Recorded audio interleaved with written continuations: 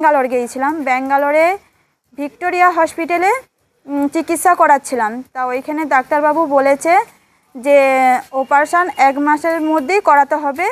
যদি 1 মাসের পর যদি দেরি হয়ে যায় তাহলে বাচ্চাটার ক্ষতি হতে পারে। তা আমাদের তো এই মুহূর্তে সেরকম তো টাকা পয়সা তো নেই। সেই জন্য খবরের মাধ্যমে বা সরকারির কাছে আমাদের পাড়ার প্রতিবেশীও পাশে এসে দাঁড়িয়েছে। 2 লক্ষ টাকা লাগবে ডাক্তার বলেছে অপারেশান করতে।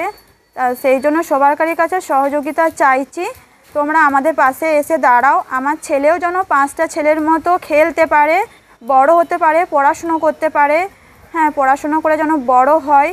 ওরও তো একটা ইচ্ছে আছে যে 5টা ছেলের সাথে খেলাধুলো করে পড়াশুনো করে বড় হই, ও যেন সুস্থ হতে পারে।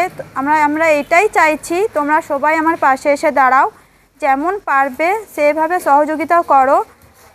তা পাশে এসে দাঁড়ালে খুবই আমাদের সহযোগিতা হবে বা খুবই ভালো হবে, আমার ছেলেটা সুস্থ হয়ে উঠতে পারবে। ওনার নাম? আমার নাম পিউ বাউরি, অয়ন বাউরির মা।